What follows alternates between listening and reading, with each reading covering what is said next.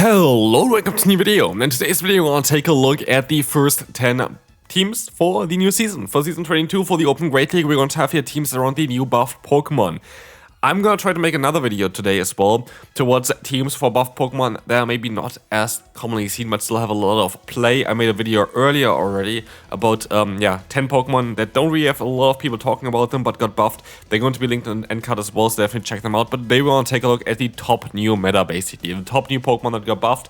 And so if you want to support this channel, I would really appreciate it if you could leave a like and subscribe to this channel. It is free, and we can move on straight to the first team here.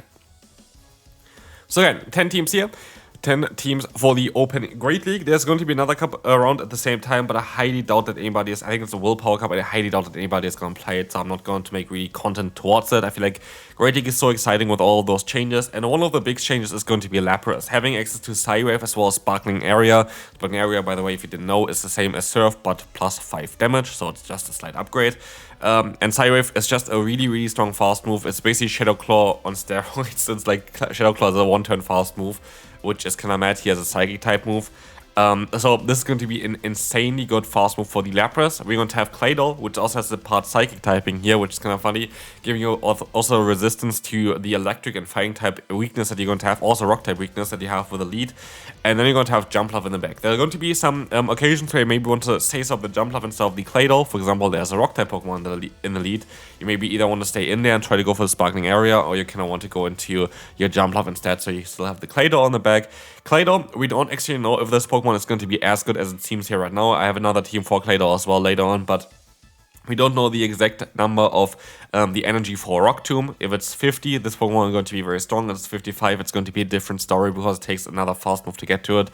But yeah, as you're going to see here, we're going to have basically perfect coverage against the weaknesses for Lapras. One of the biggest weaknesses is going to be Morpeko, which is going to be one of the best Pokemon to run for the new season. But yeah, I already made a video about also like the top 10 buffs for Pokemon that didn't get directly buffed. So if you can check that video out as well. Next team here. You can play it spicy, you can play it a little bit less spicy, but we're going to have here some Pokemon that got buffed quite heavily with Sableye, Bombardier, as well as the Malamar. Malamar, Sableye got the buff of Foul Play. Sableye also got added the Dazzling Beam, where again, we don't actually know the exact stats for them. Here, people thinks it's going to be 55 energy for 90 damage move. We don't know exactly if that's going to be the case. I could even see 50 energy, which would be way better. And then we're going to have Bombardier in the back, where again, Rock Tomb, we don't know the exact same stats there. But as you can see here, this team looks really nice. If you want to have a bit of better play against Morpeko, you can also go ahead and go into the Clodsire. That's going to help you out quite a bit more with this one. That's why I have Clodsire here and there as well. Stunfisk can be a bit of an issue if you run Bombardier in the back. So the most likely best team here for this one would be Clodsire, Sableye, as well as Malamar. But it's not the funniest, and at the end of the day, we're going to be at the end of the season right now. We don't all have to completely try hard, and that's why I want to do another video about like some more fun teams with buffed Pokemon later on today. So hopefully you're going to be staying tuned for that. Next up, Grumpig as well as also Credilli here in theory. Going to be very interesting. Grumpig having also access to Psywave and now the buff Dynamic Punch. It's going to be a very interesting Pokemon because they kind of the Swiss Army knife that can hit basically everything. The main weaknesses of Grumpig, what are they? They're going to be Dark-type Pokemon, and they're going to be maybe Steel-type Pokemon. Defensively, it's a Psychic-type Pokemon. Psychic is getting resisted from it. And Ghost-type Pokemon, offensively. So, what is the cool thing about Grumpig? For Steel-type and Dark-type Pokemon, you have Dynamic Punch. For Ghost-type Pokemon, you have Shadow Ball. Against your actual weaknesses, other than Bug-type Pokemon, you're actually going to have straight away some super effective coverage against them, which is quite mad. Pairing it here together with the Morpeko, allowing you to have another Pokemon that's going to be very solid against Dark-type Pokemon, and Wigglytuff in the back is going to be the main Pokemon against Dark and Ghost types. And so, yeah, this team looks like a really good one. I have to say, I think this team is going to be really good. For example, here, Gaston looks like a core break. You can just stay in against Claydol. You have Shadow Ball. You can just stay in there as well. It's not really the biggest issue. And again, if you are worried about Gaston or Claydol, you're going to have Credilli as an alternative option for the Morpeko, which is going to help you out a little bit more with that one. So again, very solid team here. I think it's going to be a team that's going to be very strong to run. Moving on to the team number 4, we're going to have a team that I kind of played similarly in the season before, but reverse basically. I played a team where we had the Coastal underneath, the face-off of the Primeape and the Pangoro on the back. Now we kind of played like this. Actually, I should have put the Dusknoir more as a face-up here than the Dusclops. Both of them are fine actually as a face-up, don't get me wrong. But Dusknoir is kind of cooler because you have access to Dynamic Punch again, which is going to give you the same coverage as you have in the lead, which I always like to see. So, for example, just in theory, you're going to have a bad lead with your Pangoro, like for example in the Zoom Roll. And what does your opponent have in the back? Most likely something kind of like a normal type Pokemon to counter your Ghost types. But then you're going to have your Dusknoir, which has the same coverage as the Pangoro. And you're going to be able to bait them out, still punish them with the Dynamic Punch, and very likely going to give you a shield advantage, then you can go back into the Pangoro, you're going to be able to beat this maybe and get like a little bit of an energy advantage, and then you're still going to have the Dusclops or also the Corsair in the back that's going to be able to then beat whatever's in the back, and this is like the thing as well. Same goes like if they have a Dark-type Pokemon in the back, you're going to have the Dusknoir, you're going to have access to Dynamic Punch. And that's the cool thing here about this team, I really think that's a great team to run. It kind of utilizes again the fighting plus a ghost combination, which you saw already with Annihilate or the Primeape, where we know that there is basically no answer to this in the game. The only Pokemon that can actually resist both of those hits is not in the game yet, which is the Hisuian Zoroark. So like you're always going to be able to hit targets with this combination, which makes Dusknoir really, really strong thanks to Dynamic Punch. And yeah, that's going to be it for this team. I think it's a great team to run, and I definitely want to give this a try. Next up, we're going to have the Wiggles. Wiggles with a Claydol saves up again. I said with Claydol, I want to make another team. This is a team here that we have that is going to be a very toxic line. If you saw my girlfriend's channel there as well, we do live commentary together towards PvP battles that she does. This is kind of her favorite team that she uses. With Wigglytuff, she has saves up usually of the Marowak and then the Garchomp on the back. But here, Wigglytuff, the Claydol is going to be just a little bit better and a little bit more versatile, giving you also better coverage against one of the bigger weaknesses to this team, which I know because I've seen at least a million battles towards this team, which is going to be Talonflame. Going to give you a little bit of better play there. You're going to have coverage now as well against Pokemon like the Jumpluff, which is going to be nice as well. Of course, you had it before as well with the Rock Slide on the Marowak, but this team looks like a lot of fun still. It's going to be a tap-tap team. But tap-tap teams are quite decent, right? So why not? Let's move on to the next team. And we will see here team number 6, which is going to have Togetic. Togetic getting a double buff with Psyshock as well as Dazzling Gleam. And it doesn't really look that great in the meta. And that is something that I definitely have to say. I don't know if Togetic is actually that great, but it's number 18 on PvPoke, so I kind of had to like include it here. I think the team though that we found around it is... Sounds kind of funny.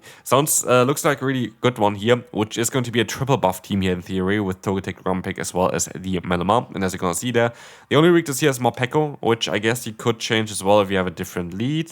Or if you use Cordillera as a face-up, that would work out a little bit better against this one as well. Same goes for against Claydol. Depends. You decide. But yeah, again, Morpeko is going to be one of the Pokemon that you definitely will need to use for the next season. Team number 7, we're going to have Dusclops again, we're going to have a Jellicent though, and we have Carbink. Carbink is interesting. This team is going to be interesting here, generally speaking, because if you have the lead here of this Pokemon of Carbink, you might be a bit weak to Superior, but if you're going to have the lead of the Togetic, you're going to be a little bit weak to the Morpeko, so I don't really know which one is really better for that one. But yeah, I feel like you need to have kind of something from Morpeko, so I think Carbink is going to be the better one here. As you will see here, Carbink actually is going to be looking like a very solid Pokemon against the top core meta for this current season, because this Pokemon is quite decent at countering, of course, all the Dark-type Pokemon, which are going to be very strong, but also like the Ice-type Pokemon like Lapras going to not really appreciate it, so I would actually assume that Carbink has a lot of play. Jellicent, on the other hand, is also going to be very nice, but it's going to be a bit difficult to find a team around it, but we have another team with Jellicent coming up, so don't you worry, it's going to be the next team straight away. Team number 8 here is going to be with Jellicent, the Saysop of Weezing, and the Abomasnow or the Clefable in the back. Again, Abomasnow going to be better in terms of type combination, because Jellicent is going to be able to resist fire and fighting, which is the main issues for the Abomasnow. And Abomasnow is going to be able to resist the electric weakness and the grass type weakness of Jellicent. So it's a very good core together, which is like more of an old school core here as well. And as you will see here with Weezing as a Saysop position, which was the main Pokemon I wanted to make a team here around, this team actually looks like a really good one. I think it's going to work out quite well. Thoroughly get a lead kind of maybe is a bit difficult. I would actually think that the normal Abomasnow with Weather Ball, Energy Ball might be also a very interesting shout. But yeah, that's going to be it for this team. We can move on to Ferret. Or also Linoone. For Linoone, they finally changed it. Linoone does not learn Trailblaze anymore because it doesn't learn it in the main series game. So this change got changed for this Pokemon. Doesn't mean that the Swift like buff basically towards this one didn't go away. Like, this is still there, and it's still going to be very impactful, because now you have the option if you want Ferret, which has Sucker Punch, which does dark type fast move damage, but does a little bit more fast move damage, is better against normal type Pokemon, with Trailblaze boosting itself.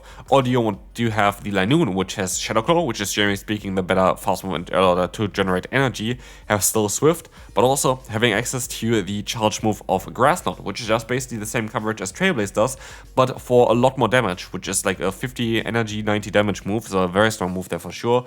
Depends on you. But this team definitely is very good against Lapras, having a lead that's very good, a Saisop that's very solid, and even Lapras in the back. Issues for this team could be Grumpig. You could change, for example, your Pokemon in the back there. Ferret as well as the Linoon are going to be fine against Grumpig, especially in the 2-shade scenario, because he hit them quite hard and he outspeed them as well. So yeah, I think this team is going to be a great one. I think this team works out really well. I feel like maybe Carbink might be a little bit better on the back though. But yeah, this is going to be it for team number 9, and we can move on to the final team, which is going to be more of a, classic one. You can actually use it with 3 starters, but we have 2 starters here for Serperior and Blastoise. Serperior, if I didn't have a team here today for like the top teams with Serperior, I would do my job definitely wrong here, because this Pokemon, is scary to say the least. This Pokemon is most likely one of the strongest to run. If I would recommend you a team right now, it most likely would be something like Talonflame, Serperior, and the Morpeko together, which I showcased 3-4 times on this channel already, because Serperior looks crazy. The biggest answer to Serperior is Talonflame, which looks crazy, and then there's Morpeko, which looks crazy. So like, this meta is going to be the Serperior meta for sure. You have to have something that counters this Pokemon on your team. Yeah, this thing is ridiculous. But yeah, this is also going to be it for this video. Blastoise looks really good here. Normal variant is better than Shadow, but depends on what you want to do there. Scalbish looks like funny. Like, honestly, I want to try out the Scalbish Blastoise. But yeah, this is going to be it for this one. I hope you enjoyed it. If you did, feel free to leave a like. And I will see you then hopefully later for another team review, and then later for the actual season starts. So I will see you then for at least like 2 more videos today, hopefully. I'll see you then. Bye bye.